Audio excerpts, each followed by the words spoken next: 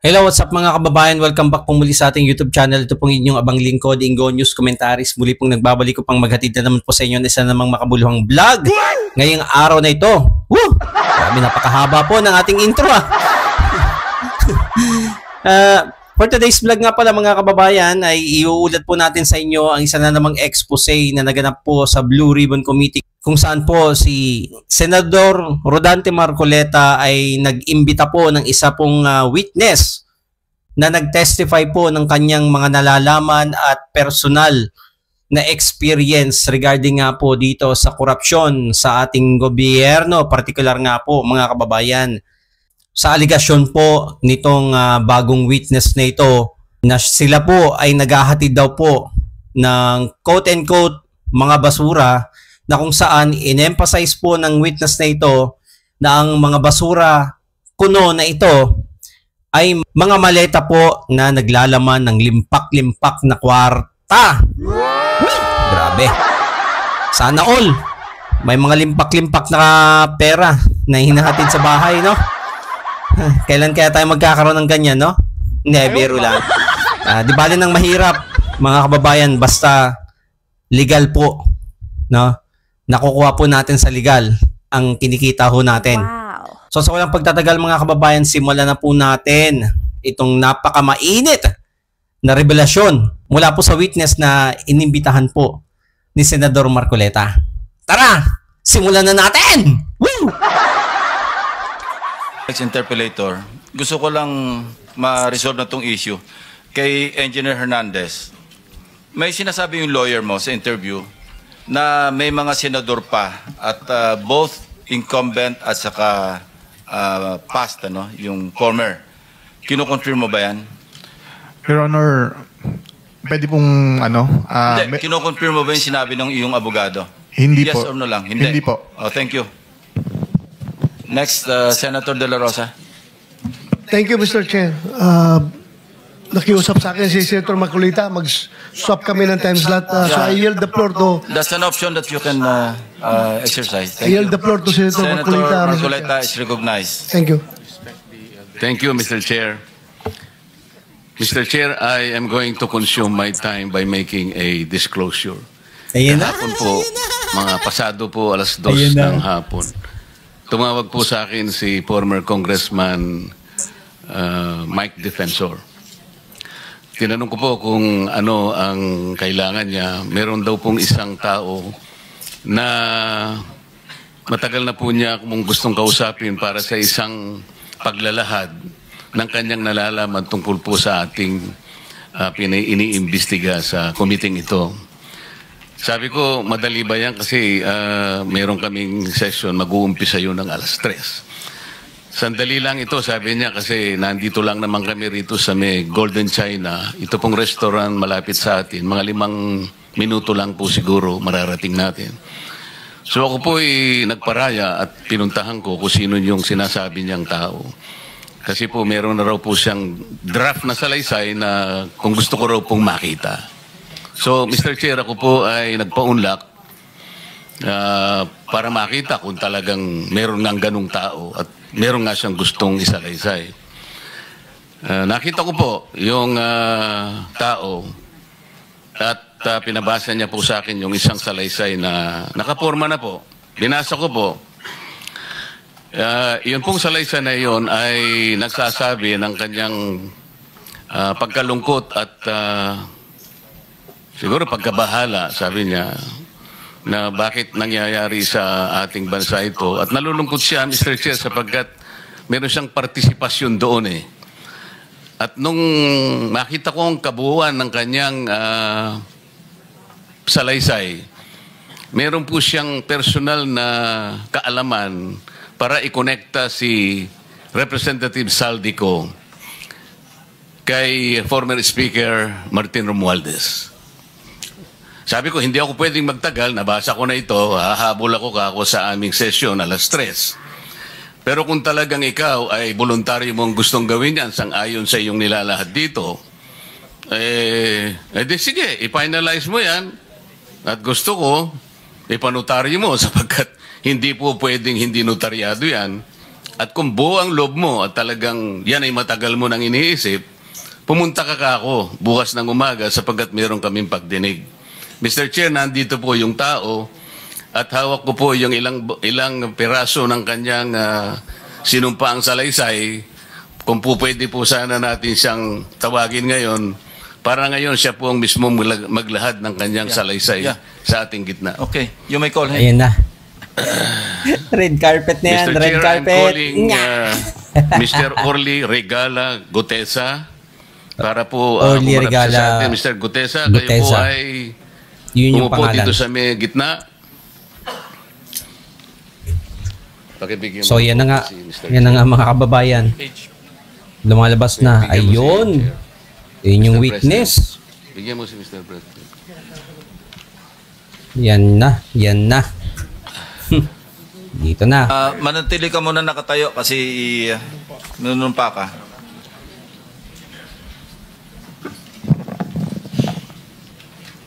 Raise your right hand. Yeah. Do you swear or affirm to tell the truth, the whole truth, and nothing but the truth in this proceeding? Yes, sir. Salamat. Take your seat, please. You may proceed. You may continue. Salamat po, Mr. Chair. Mr. Gutesa, kaninang ako'y nagpapaliwanag para ipakilala kita. Narinig mo yung aking sinabi?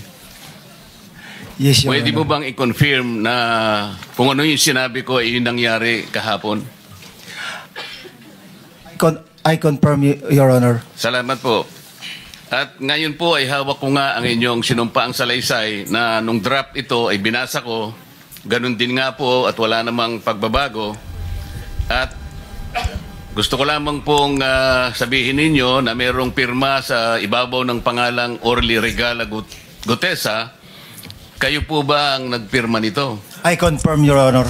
At gaya po ng sinabi nyo sa akin kahapon, voluntaryo ninyong ginawa ito at wala namang namilit sa inyo. At katotohanan yan, ako nga po ay ininyayahan nyo para makita ko yung inyong salaysay. Yes, Your Honor. Ito po ay pinanotaryo ninyo. Nakikita ko rin po. Totoo po ba itong notaryong ito? Totoo po, Your Honor. Okay. Ngayon, kayo na po ang magbasa para sa ganun ay marinig po ng buong kapulungan. Pwede po niyong basahin ang inyong salaysay. Maraming salamat, Your Honor. Mr. Chair, can he proceed? You may proceed. Ako po'y nagpapasalamat sa pagkakataong ito. Sa Senate Blue Ribbon Committee, Senador Ping Lacson, sir. At sa iba pang member na nandito po. Ako po si Orly Gutesa, may asawa, nasa tamang edad, Pilipino.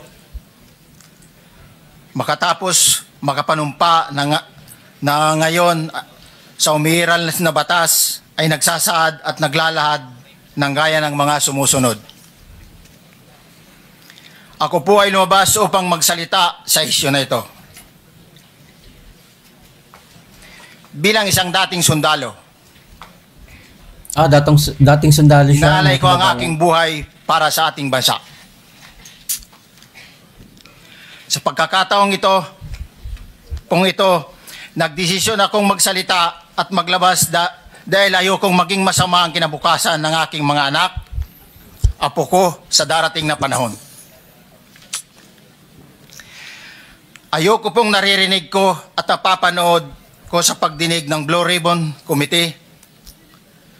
At ngayong ko po napagdugtong-dugtong yung naging partisipasyon ko po sa anomalya at korupsyon na ginawa at lumalabas sa hearing na ito. Yung palang pera na binubuhat namin at dinideliver mula sa masamang gawain na nagdulot ng baha na ikinamatay ng tao at imbes na gamitin ang pera sa edukasyon, medikal at programa na mapunta lamang pala sa bulsa ng mga politiko. Tama. Mabigat po sa akin magsalita dahil may pamilya ko. 4 ang anak ko, nag-aaral pa. May asawa ako at nangangalaga sa aking mga anak at marami akong kasama sa operasyon na may kinalaman sa ibabahagi ko sa inyo. Nagtatrabaho lang po kami ng mga kasama kong sundalo sa Philippine Marines. Huwag sana isipin na aking mga kasama na nagtatraidor ako. Well, yun talaga isipin nila sa'yo. Ako sa aming trabaho at pinagsamahan dahil pare-parehas kaming may pamilya at gusto lang naman naming ayusin ang kinabukasan ng bawat isa. Wala akong iniisip na kapahamakan para sa kanila, bagkus ang gusto ko lang maiayos ang kinabukasan ng bayan at lahat kami. Noong December 5, 2004, na-hire ako bilang security consultant sa Ako Bicol Party List or AKB kay Congressman Saldico. Matik, Saldico. At nasimula ng duty ko kay Congressman Saldico. Bawat umaga, nagre-report ako sa BGC sa Horizon, sa Bonifacio Global City, kung saan nakatira si Kong Saldico. Alam na alam yung Tuwing may duty at detailed ako sa basura, it means itong basura, ito yung box ng pera na pinag-uusapan natin sa kasalukuyan. Mr. Gutesa, mag-stick ka lang sa binabasa mo. Huwag ka nang nag-a-adlib. Kung ano yung nandito, basahin mo lang. Yes, Your Honor. Tuwing may duty detail ako sa basura, pumupunta kami sa 28 Ladybug Corner, Dragonfly, Valle Verde 6, Pasig City. Tagabuhat lang ako ng malita ng basura. Ang ibig sabihin ng basura ay malita na may lamang pera. Woo! Ang bawat malita ay may lamang humigit kumulang 48 million pesos.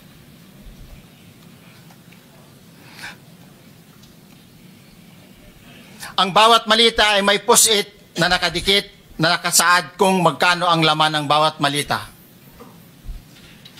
Tuwing may duty detail sa basura, may pumupunta na tao na magde-deliver ng basura at nire-receive ni John Paul Estrada at Mark Tiksay. Nako, yun na nga. Ang mga executive assistant ni Congressman Saldico at sila ang mga detailed sa mga ganyang activities. Aray ko. Ang mga nangyayari kapag duty kami sa basura, kalimitang dinadala sa bahay ni Congressman Saldico sa Valle Verde 6 at tinatanggap naman ni Mark at ni Paul. Pagkatapos naming may baba ang nasabing basura, ipinapasok sa bahay ni Congressman Saldico sa Valle Verde 6 at binibilang ni Mark at ni Paul. Alam ko na ang laman ng malita ay pera sapagkat nakita ko si Paul na binuksan ang malita at inilabas ang laman para bilangin. Ang isang ehemplo na nagdala ng pera ay si Congressman Eric Yap ng AXIS Party List. Nako! 46 na malita ang dala niya sa bahay ni Congressman Saldico sa Valle Verde 6. Aray ko, hindi pala kayo mapagkakatiwalaan. Pagkatapos mabilang, isinakay namin sa mga sakyan patungo sa Horizon Residence sa Taguig. At dumiretso kami sa basement upang may baba ang nasabing basura. Nako? Bago ibaba ang nasabing basura, ito, Merong napuputol sa binabasa mo eh. Huwag kang magmadali. Huwag kang magmadali. naputol na. Ulitin mo yung paragraph 20. Wala na ako hindi ko makita na putol na siya. Nako, naputol na. Di bale, kaya na. Buti na lang may kopya si Senador Marcoleta, no, mga kababayan.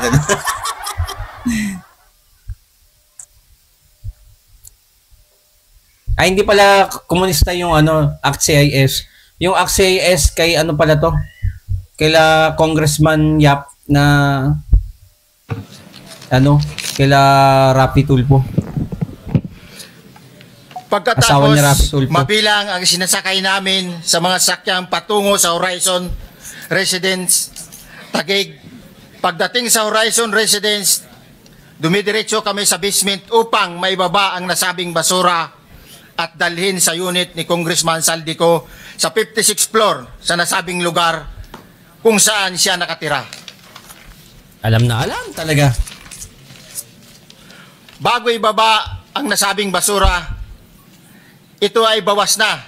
Halimbawa, nag-akyat kami ng 46 na malita. Ibababa lamang namin ay 35 malita para i-deliver sa bahay ni House Speaker Martin Romualdez sa 42 McKinley Street, Taguig. Ang labing isang malita ay naiwan sa taas ng 56th floor sa Horizon Residence. Humigit kumulang 3 beses ako mismo ang nag-deliver ng basura sa bahay ni Congressman Saldico, sa Horizon Residence at sa mga bahay ni Speaker Romualdez sa 42 McKinley Street, Taguig. Nako. Mas maraming pagkakataon na nagde-deliver kami ng basura sa bahay ni Speaker Romualdez at sa bahay ni Congressman Saldico dahil iba-iba kaming mga nakadetailed na close-in, backup at advance party na nagkakaroon ng rotation. Sa huli, ako po ay nagnanais na mapasailalim sa Witness Protection Program dahil alam ko po nanganganib ang buhay ko. Totoo. At ang aking pamilya sa ginawa kong paglalahad na ito. Matik na yan. Sa katotohanan na ang lahat ay nilagdaan ko, ang salaysay na ito ay kusang loob at walang anumang pamimilit at bunsod lamang ng hangarin matulungan ang ating bansa. Ito po ay nilagdaan ko, Your Honor. Thank you, Orly. Before you proceed, meron lang ako papakitang litrato. So yun, nagre-request siya ng Witness Protection Program. So plano niya mag-apply. Since kay Senador Marcoleta ito, nako, mukhang malabo pa sa sabaw ng pusit ito. Di ba? Bakit kamo nasabi natin ito mga kababayan? Unang-una, yung statement ng mga diskaya, sila kasi yung unang nagsabi na sangkot dito si Zaldico at saka si Romualdez. Pero diniscredit nila. Hindi naman totally, pero obvious naman dinidiscredit nila kasi mas pinaniniwalaan pa nga nila si Bryce Hernandez di ba? Tapos ngayon ang estilo nila, yung mag-asawa, ang kailangan muna nilang gawin magkaroon ng restitution, di ba? Kagaya nga nung vlog ko kahapon, di ba? Na kinakailangan daw na ibalik muna yung mga ninakaw na mga ari-arian, maging yung pera, no? Pero ang problema nga, wala nga naman talaga sa batas. So, ang paliwanag naman dito ni Attorney Neil Abayon, pwedeng mag-promulgate ang Department of Justice, especially yung SOJ, no, ng mga pulisiya or ng mga rules, pero hindi dapat lalagpas doon sa mission ng batas, 'di ba? Doon sa provision ng maging sa provision mismo ng batas. 'Di ba? Kasi kompleto na 'yun Hindi ka pa pwedeng magdagdag bawas diyan. Kasi nga baka ang maging resulta niyan baka ma-disbar ka. Kung ikaw yung secretary ng DOJ, 'di ba? So tara, ipagpatuloy pa natin. Pero sana hipuin ng Panginoong Diyos ang puso ni Remulla na aprobahan yung aplikasyon nitong taong ito na si Mr. Orly, no, na dating Philippine Marines, no, na makapasok sa WPP kasi nga hindi biro itong itong revelasyon niya Ang dami niyang mga pangalan na binanggit, pati yung kay Congressman Yap ng ACT-CIS. 'Di ba ang ACT-CIS, 'di ba? Isa sa mga dito, nominees yung asawa mismo ni Senator Raffy Tulfo. So, ituloy po natin. Itang litrato sa iyo, no? I-confirm mo, kasama na rin si Bryce, kung yan ba si Paul na binabanggit mo? I confirm, Your Honor. Confirmed. Yun nga po, Your Honor. Siya po. Okay, so, yeah, for the record, andito po yung litrato nung binabagit na si Paul. Ang palyado nito.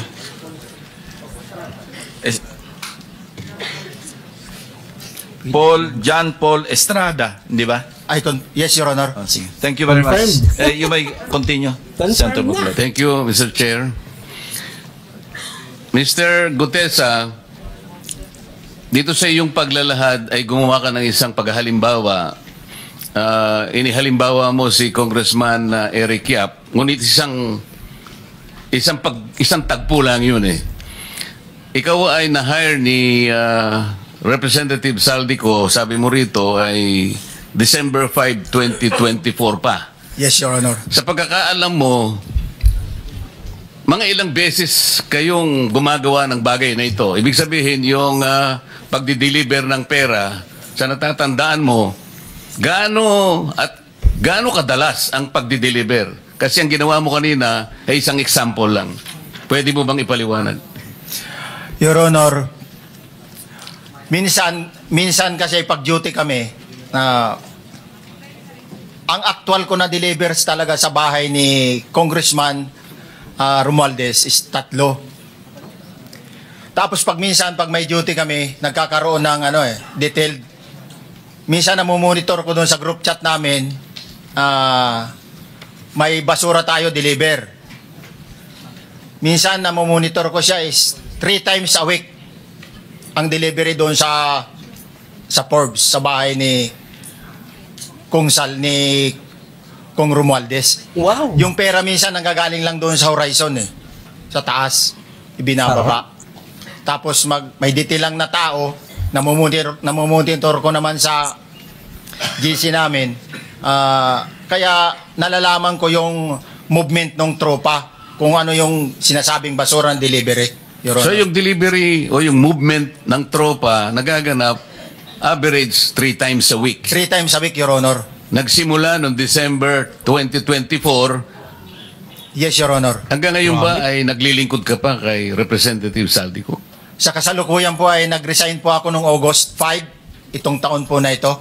So, maliwanag ba ang ibig mong sabihin para sa kapulungan ito ay nag-a-average ng 3 beses sa loob ng isang linggo ang pagdi-deliver ng pera kay Representative Saldico at tuloy-tuloy naman doon sa bahay ni former Speaker Martin Romualdez sa ganong rate, ganong beses, 3 beses sa loob ng isang linggo. Yes, Your Honor. Magmula December 2024 hanggang ikaw ay mag-resign noong August 2025, this year. Yes, Your Honor.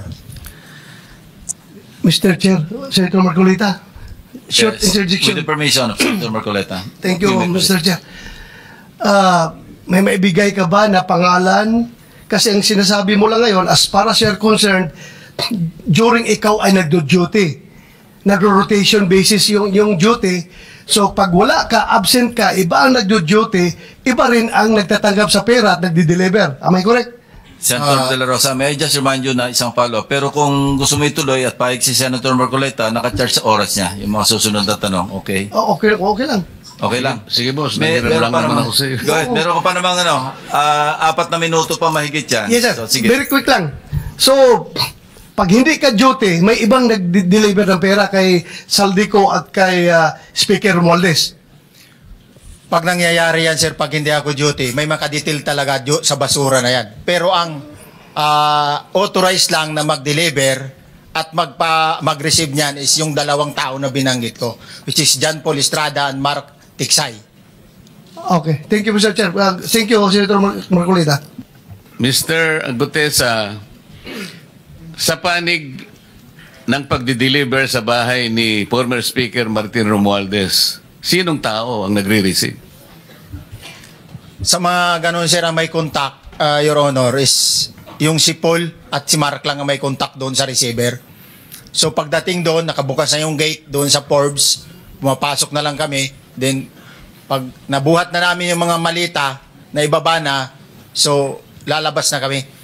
Wala na kaming basta may deliver lang namin yung mga basura doon sa bahay, wala na kaming nun, Your Honor. Alin-aling bahay? Yung ang 42. pinagdideliveran mo sa panig ni former Speaker Martin Romualdez? Yes, Your Honor, yung 42, yung dito sa may Forbes Park. Yun lang? Wala nang iba? Mayroon pa yung bagong nakaraan doon sa 19 Nara, yung dating bahay ni Michael Yang. Sa pagkakatanda mo, mayroon pang ibang lugar na kung saan nagdi-deliver kayo? Sa Aguado, dyan sa Malacanang. Aguado? Excuse me, Senator Marcoleta. Sino Michael Yang? Yung dating sa Pugo yata yon. Sa? Yung dating sa Pugo. Yung Michael Yang. dating bahay ni Michael Yang. Dating bahay. Yes, Your Honor. Okay, thank you. Ibig mo sabihin, nabili ni Speaker Martin yung bahay ni Michael Yang? Allegedly, Your Honor. Pero paano mo alam na bahay ni Speaker yun? Kasi doon na nagde-deliver yung tropa nung hindi na nagde-deliver doon sa 42, Your Honor.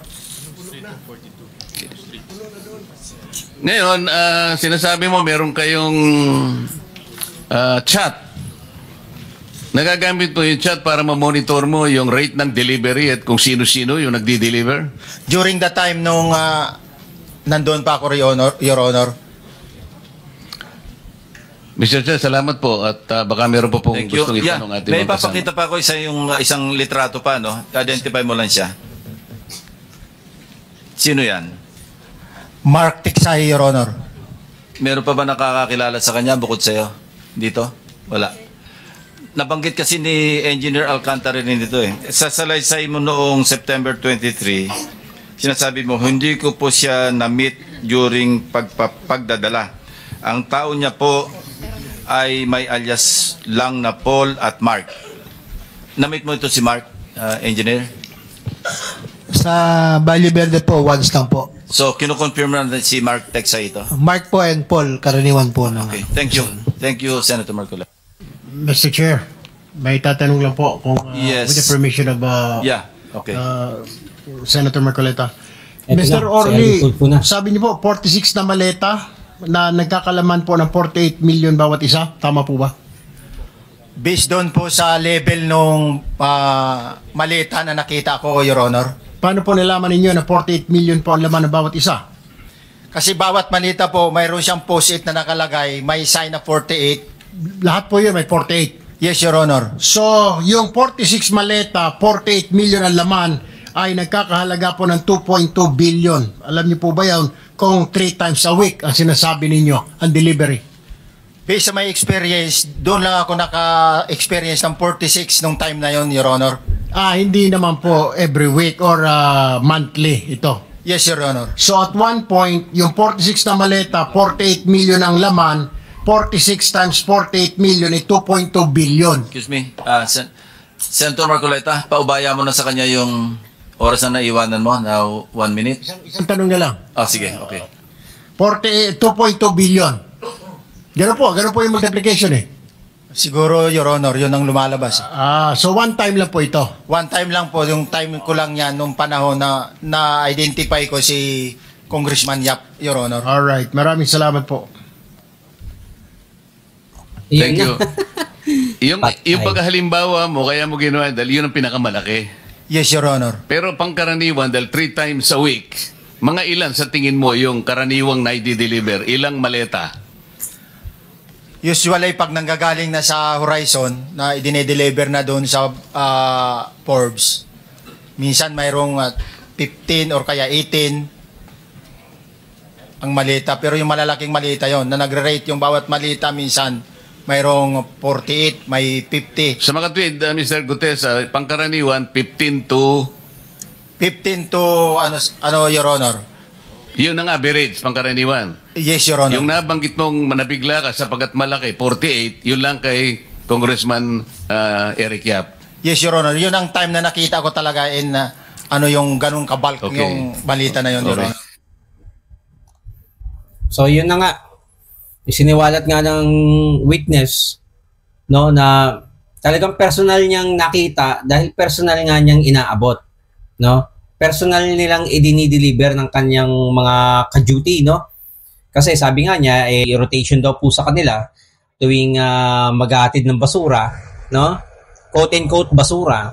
No? Pero gayon pa man, isang stepping stone po ito para magkaroon po talaga ng linaw itong ginagawang investigasyon dito sa Senate Blue Ribbon Committee. No?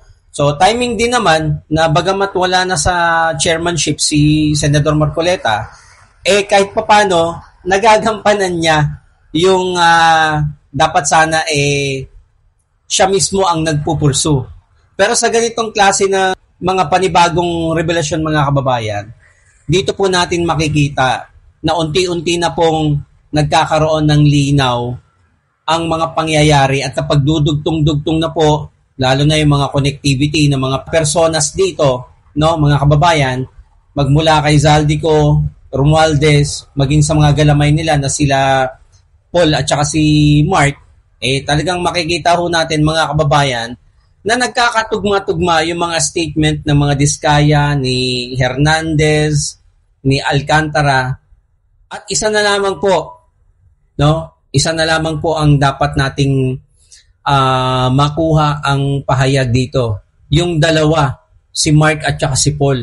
Kung maiimbitahan po itong dalawang ito para sa pagdinig na to, magkakaroon na po ng linaw ito. Mga kababayan, yun po yung aabangan natin, no? So kudos po kay Senador Marcoleta. Napaka-solid. Wala akong masabi. Woo! Grabe. Napakalupit ng witness na to na lumapit po sa inyo.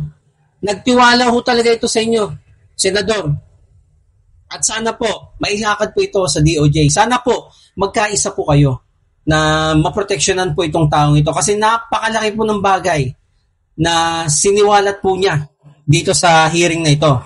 So mga kababayan, hanggang dito na lamang po ang ating paghahatid sa inyo ng mga updates sa mga nangyayari po dito sa ating bansa. Hopefully magkaroon na po ito ng linaw. Sana po. So thank you so much po mga kababayan. Maraming salamat po sa inyong panonood at sa inyong pagtutok dito sa ating channel. Ito pong inyong abang lingkod, Ingo News Commentaries at your service.